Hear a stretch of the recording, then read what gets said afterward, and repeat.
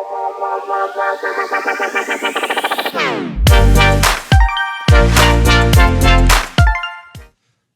right, guys, welcome back. Very eventful conference championship weekend.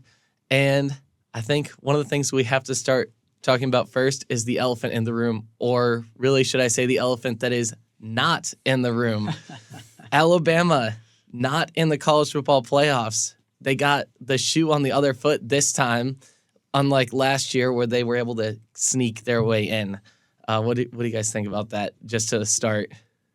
Hey, I'm actually really happy the committee decided not to put Bama in. I mean, listen, Bama is a great team, but they were so wishy-washy on and off. They lost to Oklahoma by 21 points. They scored a whopping 3 points in that game.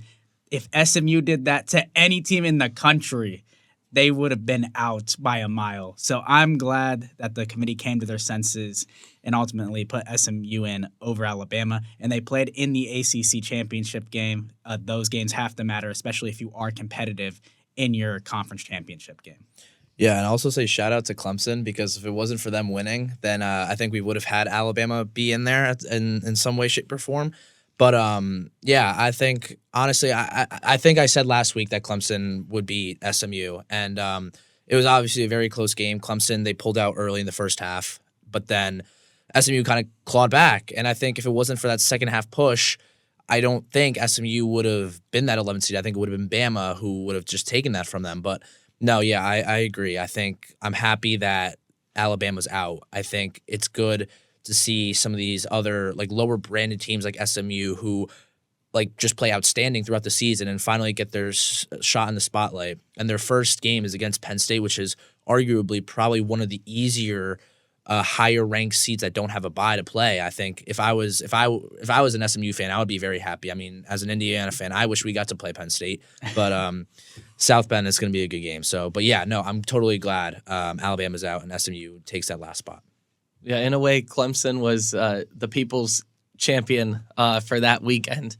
I did want to see SMU win, but it is definitely nice to see Alabama not in the playoffs, thanks to Clemson. But this week we made brackets to predict like what we were thinking based on this playoff. I don't really know any other word for it, but it's kind of unbalanced, I guess. Like each quadrant of the bracket is very unbalanced, but either way, there's still going to be a lot of good games that come from it. So I guess my first question would be, which team would probably have the easiest road, or I guess the most desirable road? I mean, Ethan kind of already went into that, but I mean, what do you guys think? Yeah, I think Penn State, if they can get through SMU, has a nice, desirable road. Because you beat SMU, let's say, then you play Boise State. And Boise State, although they have looked very good this year, they have played in that Mountain West division. We don't really know how good they actually are. Ashton Jeanty is a Heisman finalist. We'll see if he ends up winning the Heisman. But that game against Boise State could definitely go Penn State's way if it's just based off of talent. But that's why we play the games. I'm really glad that we are able to play these games, and upsets definitely could happen. Another desirable road, I'm looking here at Texas playing Clemson, who is not even ranked in the top 12, but since they won their conference championship, of course, they're in. So they're playing Texas is playing Clemson first round, and then they would have the chance to play Arizona State, which looked pretty scary this past weekend in the Big 12 conference championship. But obviously, if you're Texas, you like those matchups against Clemson and against Arizona State from just a talent standpoint. I'll take. I already said it. I'll take Penn State. I think just throughout. I mean, obviously, you have at home. You're hosting SMU in a 100,000 plus fan base. So I think Penn State, they have an easy road there. Then they are neutral from there on out. And first of all, with Boise, I don't think Boise will keep up with Penn State. And like once they start playing these top 5 teams, even though they already played Oregon, they kind of found their test there. They've kind of developed themselves as the season has gone on because they played Oregon earlier in their first half of the season. But then in the second half, that's where he kind of exploded, and that's where they kind of found their spark, their offense mainly. So I think Penn State, it's really just one guy they have to focus on, and I think Penn State just has too much talent there.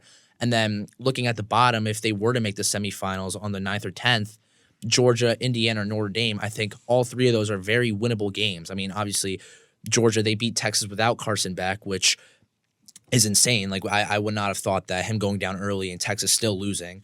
But I think Georgia, they have their vulnerabilities, and I think they have their areas where Penn State can kind of just take advantage of. So I think Penn State, I think they have the easiest road, but looking at Ohio State, Tennessee, like they have a tough road. I mean, if they want to go one or the other, they play each other, then the winner of that plays Oregon. Like Oregon, obviously, they're riding high, beating Penn State in the Big Ten championship, and then they have to face one of Ohio State and Tennessee. Like Oregon, I think there's going to be changes next year since this is the first year, but it's kind of unfair that the best team in the country has to face probably the hardest road. I mean, like based off my bracket, I have them playing Tennessee, then Texas, and those are two really tough games, two SEC teams that are coming off high, even though Tennessee didn't make the SEC championship.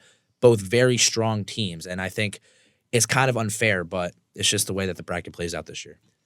I'm actually going to almost play devil's advocate here, and I think that Indiana or Notre Dame could have a pretty favorable path if they win. I mean, because we've only really seen one half of what Georgia's offense can do with this quarterback, and they had one good drive, and then after that, Texas's defense was able to kind of lock him down and kind of exposed him pretty quickly. So imagine whoever wins the Indiana versus Notre Dame game is going to be watching a lot of film, and they're going to be trying to find some kind of weaknesses on defense to try and capitalize on and possibly squeak out a win over Georgia. But I think Georgia losing Carson Beck, even though like Carson Beck hasn't really been playing that good this year, I think that definitely puts them at a disadvantage because their backup hasn't played a snap before the SEC championship game. So we don't really know how good he is. So, I mean, we'll see if all of a sudden he pulls like a Tua or Jalen Hurts and just balls out like nobody could have ever thought, or if he's just going to faceplant, fall flat on his face, and then lead to Georgia's defeat. And then Indiana or Notre Dame could be playing Penn State, or they could be playing SMU, or if for some reason Boise State wins against SMU or Penn State, then they could be playing them. But I feel like for Indiana and Notre Dame, they could win against Penn State or SMU. It would probably be, I think it would be close, but I think they could probably pull out a win.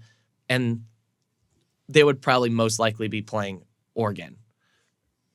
I think Oregon's probably going to make it to at least the semifinal. Or at least the championship. They're going to make it to the championship. Yeah, going back to the Georgia quarterback situation. By the way, Gunnar Stockton, cool name, great name, but there was a couple moments in that game where just head scratching. When he tried to throw the ball away and it went right to a Texas DB in the SEC championship game, which they could have taken that back for a touchdown if his teammate just would have blocked for him. But Texas, listen, they've kind of have a nice path here, but if they end up playing Oregon, ultimately, like I'm with you there that Oregon's still a really good team. But with this Georgia situation, I think whoever they play, Notre Dame or Indiana, it'd be two very different game plans. This Indiana-Notre Dame matchup is going to be very interesting because I think you have two different teams with two different play styles. If it snows or if it's windy, that's going to play a huge factor. Notre Dame gave up 360-plus passing yards to USC's backup quarterback at USC, and I feel like Indiana can throw the ball very well. However, Indiana does need to fix the blitz problems. Yeah. As long as they pick up those blitzes against Notre Dame, we'll see how much Notre Dame does decide to blitz on obvious third downs. But if Indiana can get the ball downfield, and Notre Dame's passing defense against passing teams has not been great, I think Indiana has a very good chance in that game to at least be competitive and hopefully win. We'll see what happens there. And the fan turnout will be pretty good too for Indiana, I think, since it's in the state. Yeah, that was going to be my point too. I was going to say, being either seeds 5 through 8, you would be like, oh yeah, home game. Welcome to the Battle of Indiana, right? I mean, we have Indiana, Notre Dame. It's in South Bend. Obviously, it's kind of far, but there's going to be a lot of Hoosiers there. And I think when you look at Notre Dame Stadium, it's not comparably big to all the others. Like you have Ohio State, huge. You have Penn State, ginormous. And And then obviously Texas is just ridiculous. But I think Indiana, I think their best matchups would have been Notre Dame or Penn State. However, I think Notre Dame just it's going to be hard. I think Riley Leonard, he has been an excellent quarterback for the Irish, and I think ever since that NIU loss, they've had a chip on their shoulder, and I think they've been one of the best college football teams up until like where we are right now, ever since that NIU loss. And I think the weather, it obviously will play a factor, and I think Indiana, they have really good running backs, and Notre Dame, they like to use Riley Leonard in that run game. They like to use those QB powers. They like to use those read options. And I think overall it's gonna be a battle. And I think whether it's snow or if it's sunshine, that's gonna definitely play a factor, because we saw in that Ohio State game how the blitzes, they got to Rourke so fast to the point where he couldn't even throw the ball in the second half. And that stat line made it look very nerve-wracking for IU fans, because it would be that IU, they just can't handle the big-time plays, the pressure and all that, playing these big-time teams, so they would have to get knocked out. But I think it's going to be a very different story depending on how the weather shapes out. But yeah, I expect a lot of Indiana fans there. Yeah, absolutely. I know my dad has been going on and on and on about how he's going to be going to the game. And I'm looking at these ticket prices and I'm like, oh my goodness, I can't. Like, I mean, we also got an email from the athletic director saying that like they're not going to be able to like give out tickets for the IU section because they're all going to like they just weren't able to get enough for like everyone. Yeah. Not including like the players' family. The players' families and the band and stuff like and them. So it'll be interesting. I mean, we'll see how many Hoosier fans show up. I'm very curious to see what that environment's going to look like, but I know for sure that like Notre Dame Stadium, it gets electric there. So it'll be fun. Luckily, we had that game against Ohio State to kind of test us a little bit, or at least to kind of get accustomed to like a much bigger playing environment where it's a great like, lesson. Yeah, exactly. A great lesson. And honestly, like in my game, I actually picked Indiana over Notre Dame for my bracket, because I mean, honestly, it's partially because of one of the interviews that I saw Coach Signetti do. Apparently, he didn't even have the team like do a live like watch session of the playoffs. Like he just had them kind of just go off and doing their own thing. Okay. And like his reasoning for that basically was like they don't need to focus on that right now. Like we know we're in the playoffs. Like we don't care who we play. Like we're going to go and we're going to give them everything we've got. So I think they're locked. Like right now they're already locked in. And I think that might be dangerous for Notre Dame. I mean, they like, I'm not saying like doing a live reaction to the playoffs is a bad thing, but I think it shows like the mindset that Coach Signetti is getting his guys in already before they play. Like we don't need the optics. We don't need all the eyes on us to see us celebrating our first time in the playoff ever. Yeah. We're just ready to play, and we're going to play.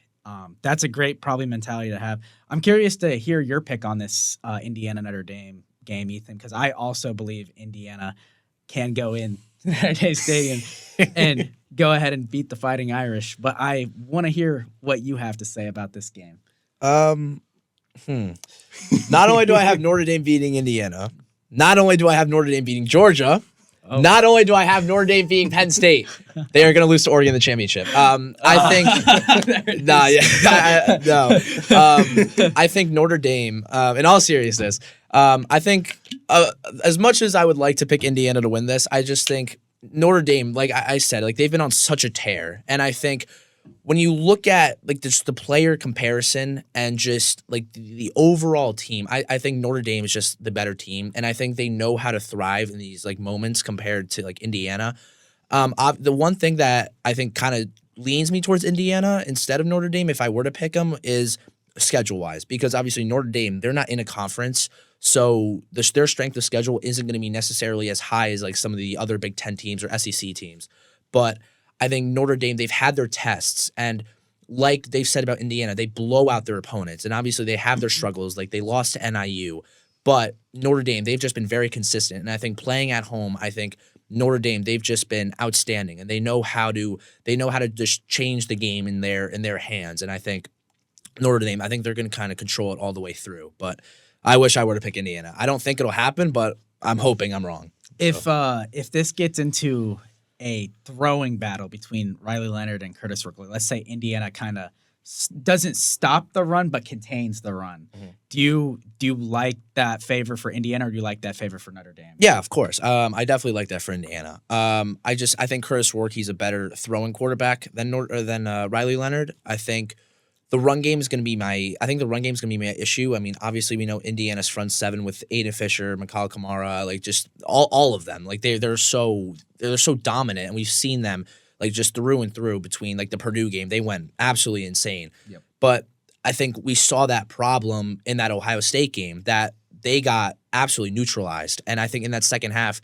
they weren't able to stop Ohio State. And obviously a lot of their points came off special teams, but the points where Ohio State did score their offensive touchdowns, that offensive line was able to contain Indiana very well. And that's one thing that Notre Dame is very good at. Like actually, like a couple of my friends, they go to like a private school in Connecticut that I'm pretty close with, and both of them are committed to Notre Dame.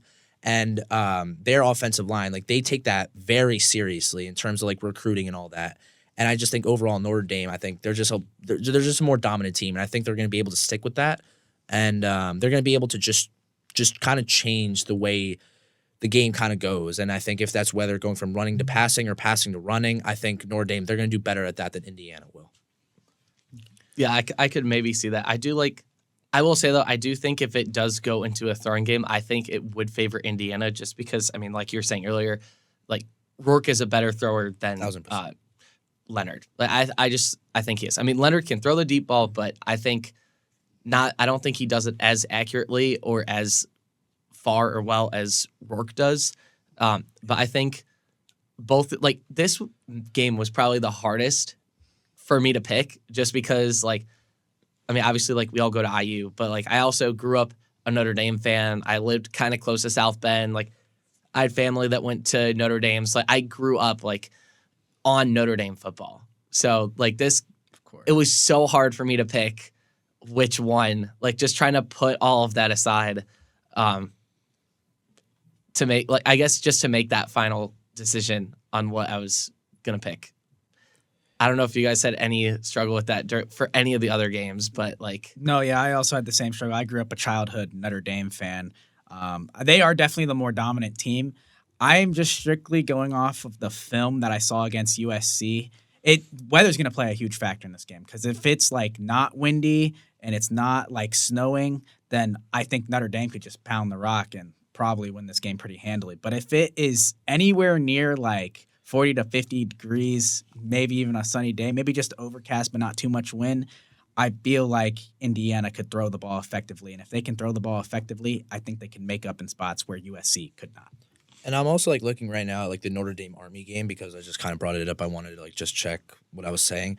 Bryson Daly, he's been outstanding for Army. Like his running factor, and we just saw him just play recently against who was it? I forget. It was like Tulane, yeah, in the championship. Outstanding performance. Like his run game was completely absurd. Like he throws the ball maybe 3 times a game and then runs it maybe 40. But in this game, he was averaging 3.5 yards a carry, and they got limited to 14 points. Like we don't see that from Army very often. I mean, we know that their schedule isn't as strong as a lot of other teams, but the fact that Notre Dame was able to just kind of punish them for just keep on doing these like QB powers and all that, that's what kind of scares me because I know if Rourke isn't comfortable with the passing with his passing, we saw this against Ohio State, they're just going to keep handing the ball off, and we can't get sucked into doing that against Notre Dame because if we do that, we're going to start falling behind like we did against Ohio State.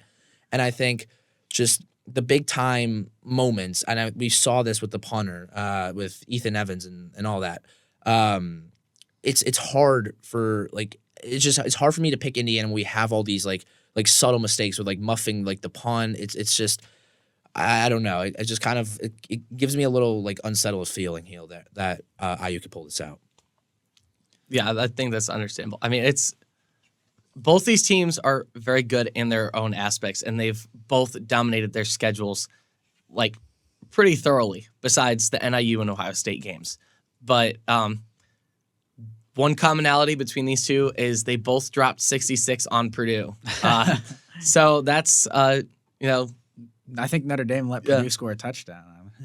Yeah, Notre Dame did let Purdue score one though, so I mean, Might have been a mercy. we'll see. It could have been like a pity points, just like a pity touchdown, but I mean, who knows?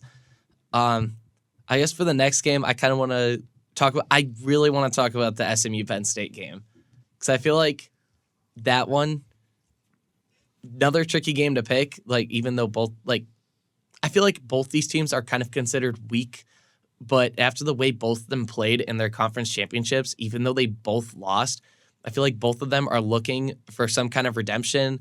And I think if they win that first game, they could easily go on a tear and just go crazy with it. Because even though they lost, they both played exceptionally well, I think. I mean, SMU had to crawl back from down. I think they were down 14 or 21. And then Penn State was just trying to go blow for blow against the number one team in the nation, which, I mean, that's a tall order out of anyone. So and they were doing a decent job of going blow to blow, I'll say. Here's where I actually kind of have Ethan's thought process from the Notre Dame and Indiana game. I have it for this game. I think Penn State, if they run the ball about 35 to 40 times, I feel like they could dominate the line of scrimmage, dominate the clock, and pretty much dominate this game.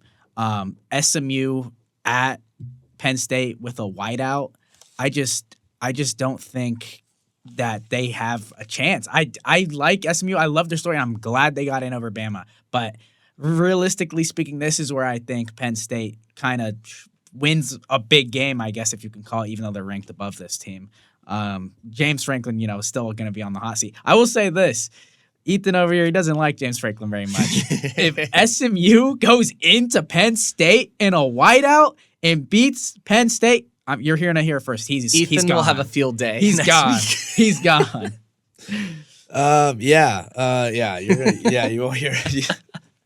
No, it'll be a long hour and 10 minutes of James Franklin slander. But no, I think because I went to the Big Ten game and it was surprisingly a lot of Penn State fans. There was a lot of white and it felt like a Penn State home crowd. Even though they found out they got in as soon as they beat Maryland, but they played really well. I thought Oregon would not blow them out, but I would think they would win like comfortably by like two possessions, maybe by 10 to 14. But no, Penn State they kept themselves in it, and Drew Aller, he looked very comfortable in that setting, and I think him just, even though they lost that game, him being in that position, playing the number one team in college football, now he gets to play SMU at home in front of his people, where he's coming off a well-respected game, and Tyler Warren, who is by far the best tight end in college football right now. Yep. I think Penn State, they can comfortably kind of go through SMU. I'm not going to say it won't be close and SMU won't put up a fight, but if SMU has that same first half that they did against Clemson, Penn State's going to run through them, because Penn State, they're not going to stop. I mean, looking at the quarters, Penn State put up 10, 14, 0, and 13. They had 10-plus in 3 out of the 4 quarters. If they put up points in that third quarter against Oregon, they could have potentially tied or won that game in overtime. So I think Penn State, they have a really good shot of beating SMU. And I think if they do, I think they have a really good shot at beating Boise and moving to the semifinals. Yeah, and to that point, too, Katron Allen, 14 carries, 124 yards, averaged about 9 yards a carry. Nick Singleton averaged a first down per carry. This is against the number one team in the nation, Oregon. Like, I just can't fathom what they could do to SMU, who is just not on the same level as Oregon, I don't think, as stopping the run. We'll see what happens. What is your take on this game, Ryan? I know. I mean, I've been kind of like giving SMU their praise all year, especially like when they were ranked, like they were stuck in like that 15 spot because there was so much love for Bama for really no reason whatsoever, in my opinion. But I think that just based on the way that both those teams played, they both played well, but I really liked the way Penn State played against Oregon a lot more. And I think if Penn State beats SMU, I mean, it's pretty favorable for Penn State. Like you guys were saying, like it's in Happy Valley, so it's going to be white out. Like SMU, like obviously an ACC team. I mean, people look down on the ACC, but I think they're a bit underestimated in my opinion. I think they can be kind of nitty-gritty at times. I feel like SMU, especially like just with what their head coach has been doing and like what he's done with this team. I think it's his first year coaching at SMU as well. I might be mistaken, but yeah, no, like it's their first time in the ACC conference, and they've been just fighting this whole year. Yeah, and I think they'll definitely take the fight to Penn State though. I think it'll be close, but I think Penn State will come out on top in the end. SMU definitely has great quarterback play. I'll give them that. I think they have an explosive offense. It's just we'll see Penn State's defense in the whiteout crowd.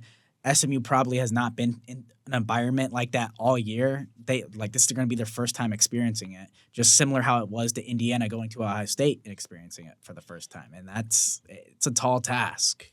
Yeah. I also think, too, I don't know if you guys are going to agree with this. Even though I hate Penn State, I will say I think they should have gotten the 5 seed. I think with Texas losing to a backup quarterback in Georgia, not only once, twice. Yeah. I was surprised seeing Texas at the 5. And I think agree. Penn State, the way they played against the best team in the country, I think even though they lost more than Ohio State did, I think they had a better loss than Ohio State did. Yeah. I think Ohio State, even though they had the chance to kick the field goal if Will Howard didn't make that dumb mistake, I think Penn State, they had a better loss. I think their players performed better. And like you talked about with the running backs averaging 9-10 yards a carry, and then when you have that passing game that Drew Aller did, Penn State, they played way better than Ohio State did and Texas did compared to Georgia. And keep in mind, in the rankings last week, Georgia was what? They weren't even ranked in the top 4. Georgia was, I think, at that point 5th, and then Oregon was still ranked 1st.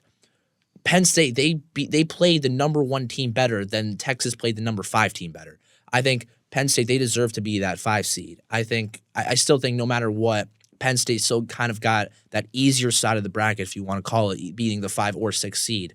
But I think overall, I think Penn State should have been above Texas. And it really just felt like Texas just couldn't get anything going, especially like down the stretch. We need a play. Quinn Ewers, where are you, dude? Where are you? And just no one's there to be found. Gunnar Stockton's giving us interceptions. He's putting you at midfield. You're getting favorable field position.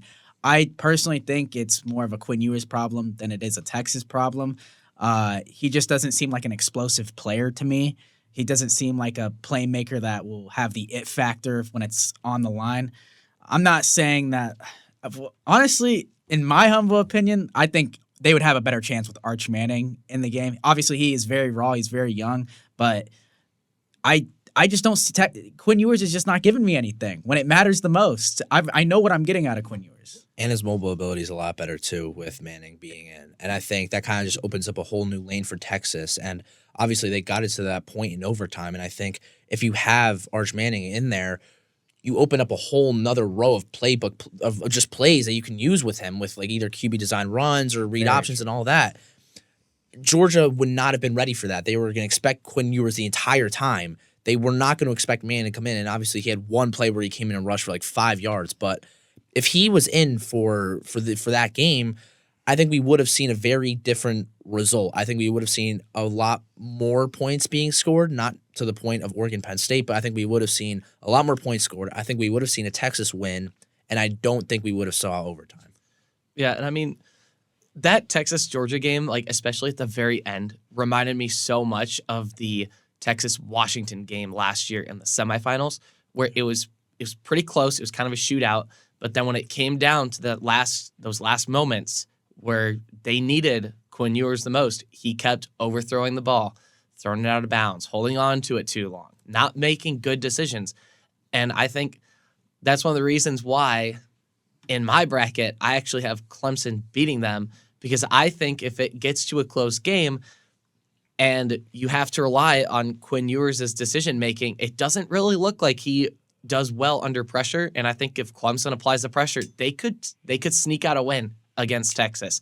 And Texas also had a bunch of penalties against them that cost them.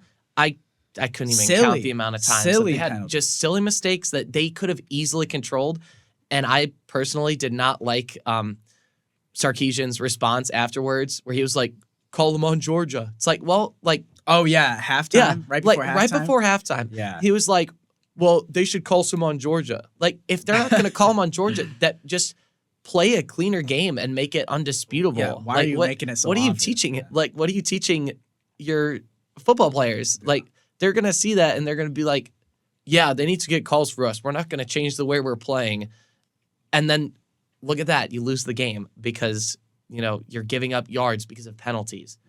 And those are things you can control as a football team. And that, I mean, Sark is a great coach in my opinion, but if you're making silly mistakes like that in the biggest game all year for the SEC championship, you got to be able to clean that up for this playoff. I mean, the Clemson and Texas game, the only reason why I have Texas winning is just because I don't think Clemson will be able to score enough points. The only thing I'm basing that off of is Clemson only scoring 3 points against Georgia in the opening week. A lot's changed since then. Yeah. So I think that Clemson, if they get hot, Texas better watch out because Quinn Ewers is not there to make a play when you need him the most.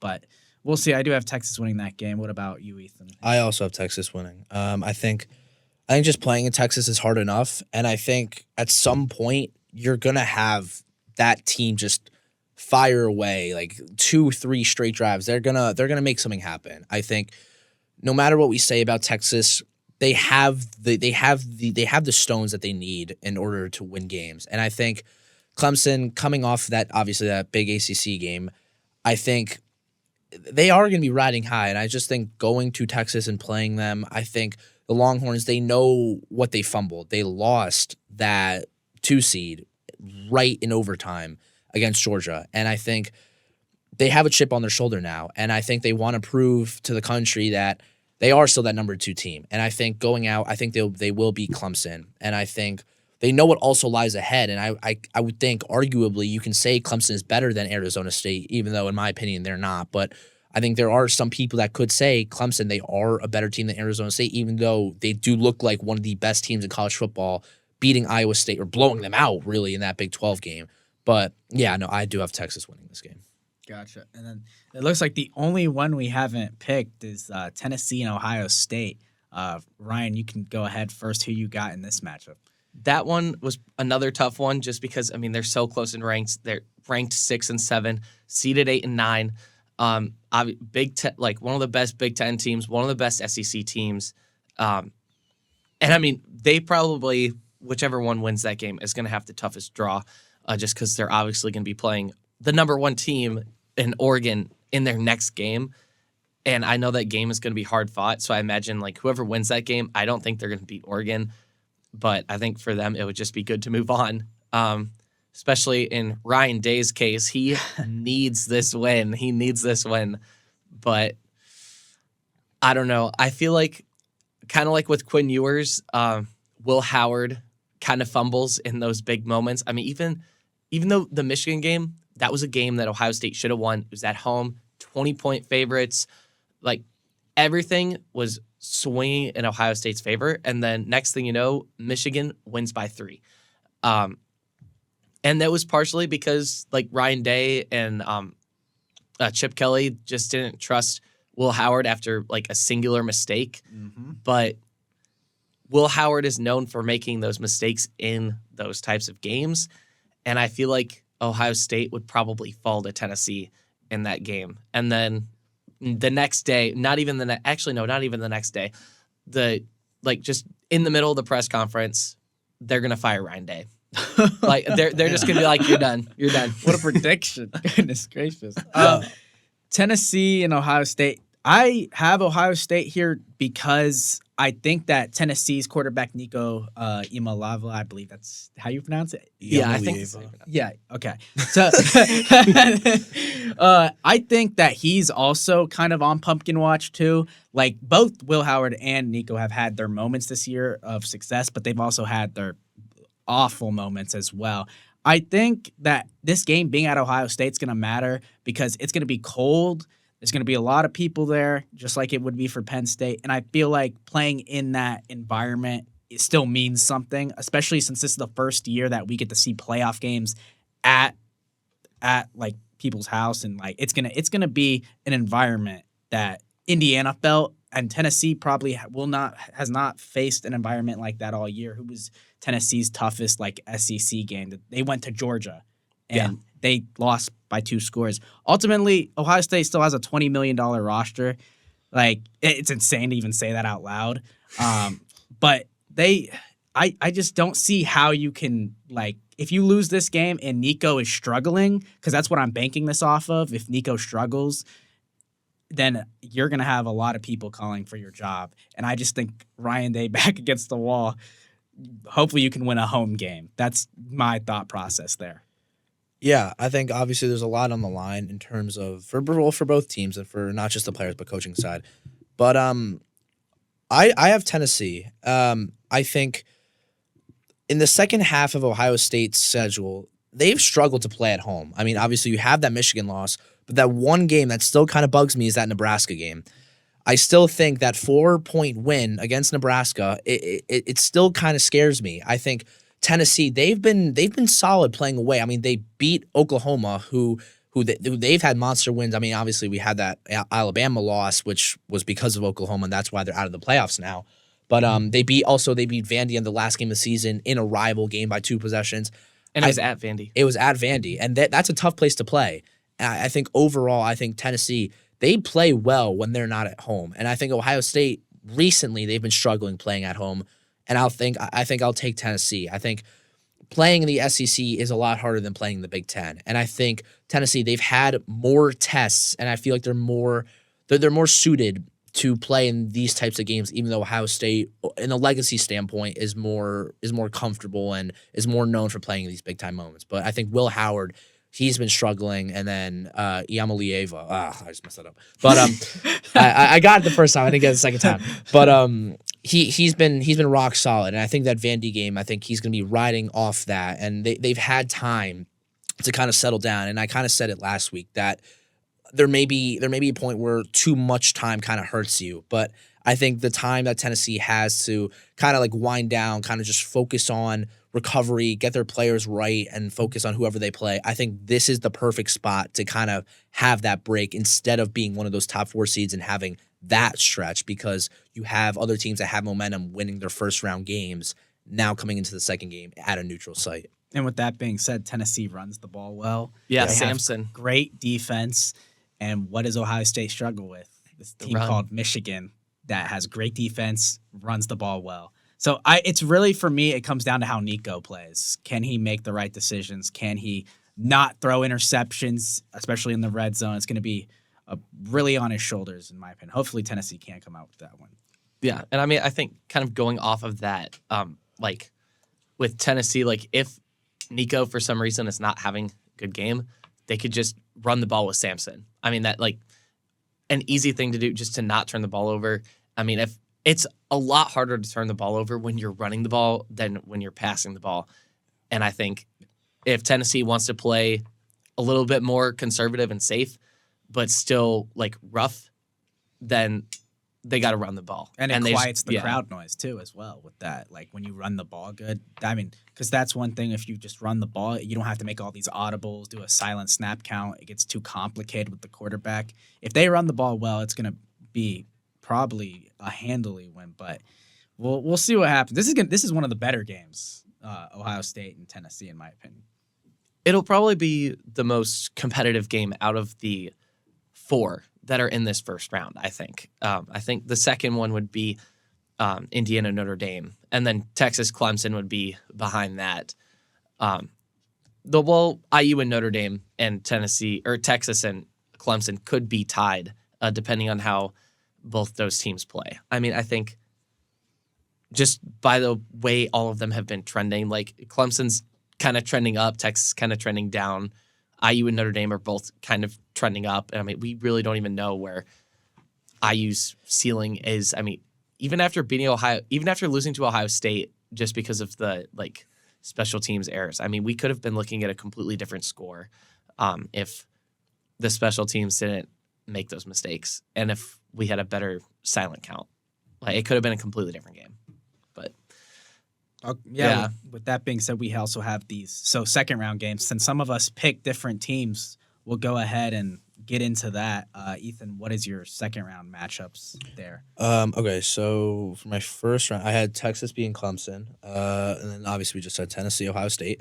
I would have Tennessee, Penn State over SMU, and then Notre Dame over Indiana. So my second rounders would be Texas, Arizona State. I think Arizona State, they have been one of the most dominant teams in the past month. I think you can make the argument they've looked like a top 3 team. Not saying they are a top 3 team. I think they've played like a top 3 team in college football in the past month. And then I've got Oregon, Tennessee, and I think Oregon. It's Oregon. I think they've been the team to beat the entire year. They're the only undefeated team left. I have Oregon winning. Penn State, Boise State. I think Penn State. I think they'll pull it out. I think it's just hard to pick against a team that has all the weapons they have. And like when you stack up like 5 stars, 4 stars, 3 stars, it's just all lined up on one side. And I think Genty can only do so much for a team. Mm-hmm. And when you start to play these like higher ranked teams outside of that Mountain West Conference, it's hard. And I think Penn State, they're eventually going to find a way to stop him and hold him to the point where they will move on after 60 minutes of playing. Notre Dame, Georgia. I already kind of spoiled where Notre Dame's going to go, but I have Notre Dame winning. I think Georgia, they're not fraudulent, but I'm saying they're on that cusp of being that top seed that will be knocked out. I think obviously you have ASU and Boise, but I think if there is a top team or well-known team that always makes the playoffs when we had the 4 teams that could be knocked out, I think it's Georgia. I think Georgia, they have their holes, they have their weaknesses, and I think Notre Dame, they could take advantage of that. And I think based off of what I'm predicting, I think Notre Dame, they're going to be riding high off that Indiana win. They win the Battle of Indiana. Now they kind of want to expand down south, and they have a neutral site against Georgia. I think this is where Notre Dame shines, and they pull it out. Okay, yeah. So I have my second round too here as well. Texas, I have them over Arizona State. I mean, their running back, Cam Scatterbo, has been on a tear recently. I think he could do some damage. I just think if Texas commits to stopping the run against Arizona State, I think Texas would be able to come out with a victory on that. It's more like trusting Texas's defense there.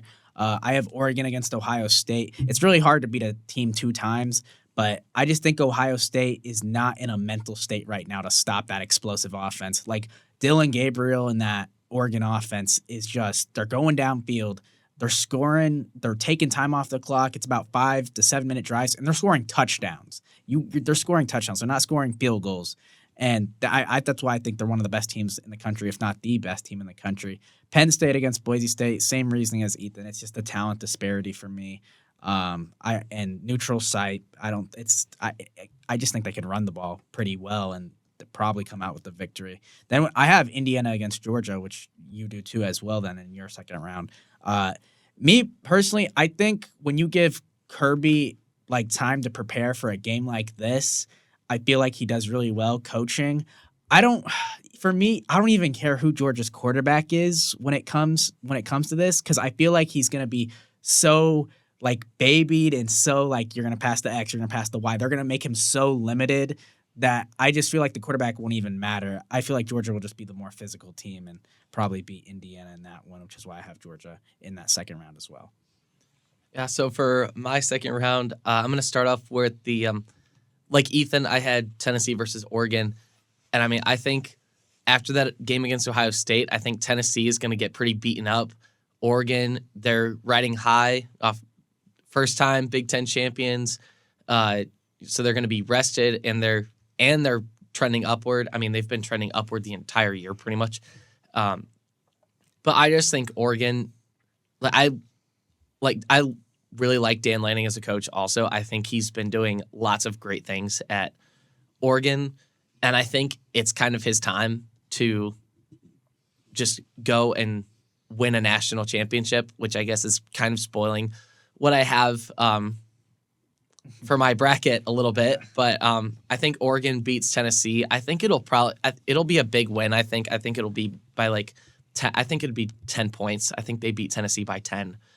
But I do think they win. I just think Oregon's kind of better all around, and they're not going to be nearly as beat up as Tennessee is going to be. because, I mean, Tennessee's going to be going up against Ohio State, and Ohio State's going to be wanting revenge from Michigan. So they're going to be coming off a really tough game, and I think they're not going to be ready for Oregon. Next round, I had Arizona State versus Clemson. I think, Really? yeah, I had Clemson beating Texas because I just think Clemson is going to be able to apply enough pressure. Dabo normally has his guys pretty disciplined. They don't make a lot of mistakes the way that Texas did against Georgia in the SEC championship game. I just think that the pressure and just the fact that Texas has been kind of turning downward and is mistake prone in these big games, I think that's going to hurt them in the end. And It'd be so good for the yeah, sport. it would be really good for the sport. And I just think Clemson would be able to I think they'd be able to come out on top. Like Clemson, ever since making it to the ACC championship and winning, I feel like there's new life to this team. And I just don't think that that's going to stop because there's not as much time in between conference championship weekend and playoff weekend because they're playing this weekend. Well, no, not this weekend. They're playing next weekend. Yeah. But it's still normally it's 3 or 4 weeks before they actually start the playoffs. Yep. So there's less time for these teams to be prepared. But I think Dabo's going to be able to have his guys ready. But I don't think it's going to be enough against Arizona State. I think Scadaboo is just going to be way too much for Clemson to handle. And I think Arizona State is going to move on to the semifinals because of that. I think Scadaboo is a dark horse for the Heisman. I mean, Ashton Genty is putting up lots of stats, but Scadaboo, just the way he plays, he's a monster. He's a monster when he's running the ball. He's fun to watch. Yeah, he's just throwing people around like there's no tomorrow. And I guess for the next round, I had Penn. I think we all had Penn State beating SMU. I have Penn State beating Boise State. I just pretty much just everything favors Penn State. I mean, sure, it's at a neutral site, but everything is kind of in their favor. They have a deeper roster. I think James Franklin is a good enough coach to at least beat Boise State. I mean, come on. I mean, we don't all like James Franklin here, but I think he's at least good enough to beat Boise State, just because of the roster that he has, especially the way that they played against Oregon. Even though they lost, I still feel like Penn State's kind of riding high. So I think they're going to go and I think they're going to try and get to the championship to get a rematch against Oregon, possibly. And then I have Indiana versus Georgia. I actually have Indiana winning, which is crazy. This is probably my wild card pick of the bracket is Indiana beating Georgia. That would be insane. I think it would be crazy, but I get both teams have insanely good coaches. For me, I want to pick Indiana because I didn't see enough out of Georgia's quarterback in that game against Texas. And I just don't know how that's going to change the roster. I mean, they're going to have to change a lot of things in the coming weeks. And I feel like Coach Sig's going to have the guys ready. And I think if they beat Notre Dame, they're going to be extra amped. And I feel like there's going to be a lot of Hoosiers at that game against Georgia. I feel like it's going to surprise. I just feel like we're going to surprise Georgia. There might be. I really do. There might need to be a new campus if that happens. I'm pretty sure some Hoosiers might tear this place down if we end up beating Georgia. I don't know. There's not going to be a campus to come back to after break. That would be insane. That would also just be great for the sport. Upsets are great for the sport because it shows you these games matter. It does matter to play these games. Oklahoma can beat an Alabama. Clemson can beat a Texas in your prediction. I'll go ahead and reveal my Final Four and then my champion. So I got Texas playing Oregon. In this one, I have Oregon. I just think they're a well-oiled machine that they've been steamrolling past everyone. They're just a quality team. Dan Lanning has those boys ready every single game, has them motivated. And, their offense is just constantly scoring. Even if their defense gives up a lot of points, I just feel like their offense will be able to make up for it. And Texas's offense, in my opinion, will kind of be a little fraudulent in this game, as they've been known to do in big games. And then in the other Final Four game, I have Penn State and Georgia. In this one, I'm going Georgia. I know we have a lot of them losing, but I do have Georgia beating Penn State. This one is just, I feel like Georgia will just be more physical. It would be kind of cool to see Penn State beat them, but I just think Georgia will be more physical. And Kirby Smart, when it comes to playoff football, from what we've seen from him when he makes the college football playoff, he just has those guys on a different level, mindset-wise. So we'll see if that continues for Kirby Smart, because every time he does make the playoff, he gets to the national championship or gets very close to winning it. So, yeah, I have Oregon and Georgia in the championship, and I have Oregon, the Ducks, beating Georgia. All right, Ethan, what do you All got? right. So I had to say that I had Oregon, Texas. I think Oregon, they've just looked like obviously the better team. They've looked like the best team in college football. I think, however, I do think this will shock I think a couple people. I think this could be the national championship game. I think Oregon and Texas, they are two very powerful teams, and I think the winner of this game would win whoever comes out of the other side. I think overall, I think Oregon and Texas, they're both very dominant teams. They both have their strengths, they both have their weaknesses. However, I think they know how to perform when the lights are bright. And obviously, Texas didn't when they lost to Georgia in that SEC title game. However, I think Texas, they are riding high off of 2 wins, and coming into Oregon in a neutral site. I just think Oregon's going to win it. However, if Texas does, I think they would win the national championship if it was flipped. On the other side, Penn State, Notre Dame. This is where James Franklin gets cut off. I think Notre Dame wins this. I think Penn State, they have a cakewalk to the semifinal. I think Notre Dame, they are just a way better team than Penn State. I think whoever comes out of the very bottom, Indiana, Notre Dame, or Georgia, I think they will beat Penn State no matter what. I think all 3 of those teams very capable of beating Penn State.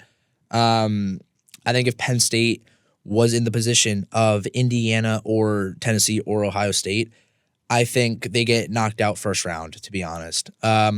I think the line's going to be drawn here. I think the lights get too bright. I think semifinals is I think it's kind of being generous from my standpoint for Penn State. However, I think they do end up having a great season. But yeah, I will give this to Notre Dame. Yeah, so for my top 4, so obviously my teams going into the semifinals are Oregon versus Arizona State and IU versus Penn State. So I have like a Pac-12 rematch for my first game. I have Oregon versus Arizona State. I think that would be closer than most people would think, just because, I mean, we've seen Oregon at the beginning of the year. They struggled a little bit against Boise State, and they very much are focused on that run. Boise State is a run-first team. Arizona State kind of strikes me a little bit the same, except they can kind of throw the ball. But I just think that Oregon is going to come out on top. I could see it being a 3-point game possibly, which I think would shock most people. But I really like this Arizona State team, the way they've been playing. They've been playing good football at the right time, which is important. There's some teams in there that aren't really doing that. I feel like Arizona State is one of those that is. But I just don't think it's going to be enough against Oregon. So I have Oregon going into the championship. And then I have Indiana versus Penn State in the next match. I think that one's also going to be really close, but I have Indiana beating Penn State. I feel like this is just where James Franklin is going to choke. It's going to kind of like what Ethan was saying. The lights are going to be a little bit too bright. I feel like both these teams match up pretty well against each other. Penn State, I think, would run the ball pretty well against us, but I feel like we could throw the ball well against Penn State. So I feel like kind of like with the Penn State-Oregon game, it's going to be a shootout. And I feel like in those types of games, James Franklin he doesn't finish the job. He doesn't get the job done, or he starts off too slow to the point where he can't really come back. And that's why I have Oregon versus Indiana in the national championship. Wow. So essentially another Big Ten clash for the title, except this time instead of the Big Ten title, it's for the national title. but I have Oregon coming out on top.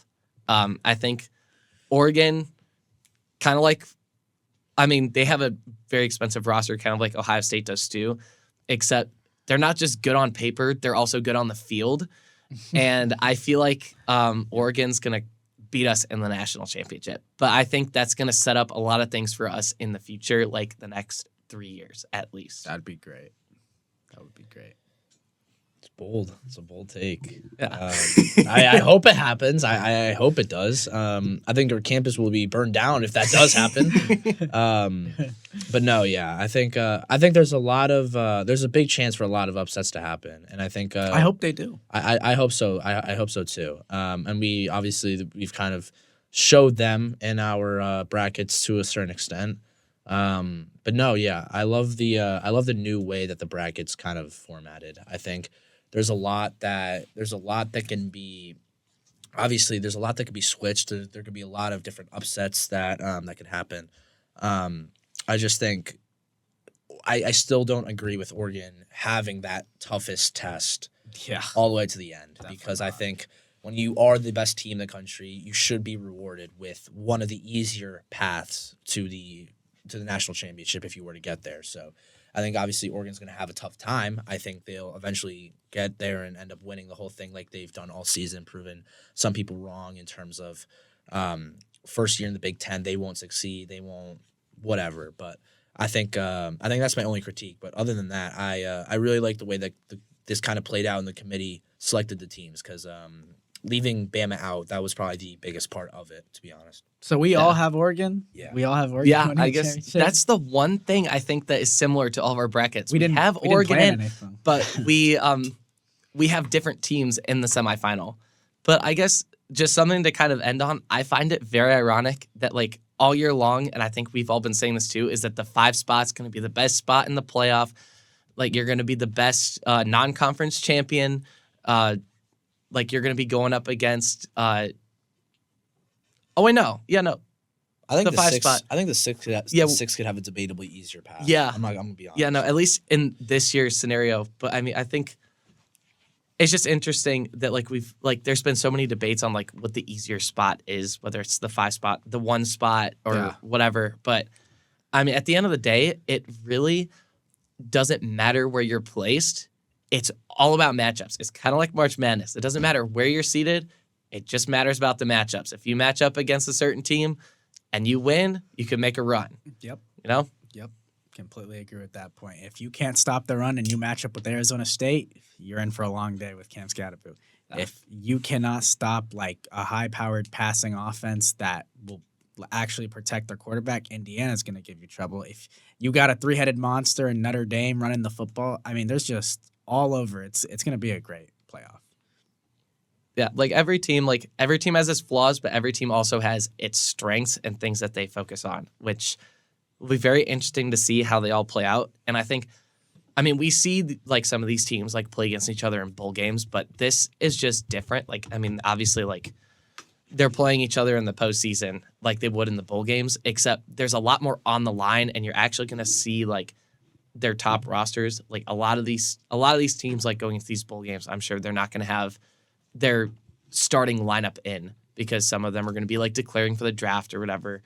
But I mean, it leaves a whole lot to be looked at, and it's going to add more to the debate, I think, on whether or not the SEC is actually the best conference in college football, or whether like is it the Big Ten, is it the ACC? If for some reason SMU beats Penn State and makes it to the semifinals, or if Clemson goes to the semifinals to play Oregon after beating Texas and Arizona State.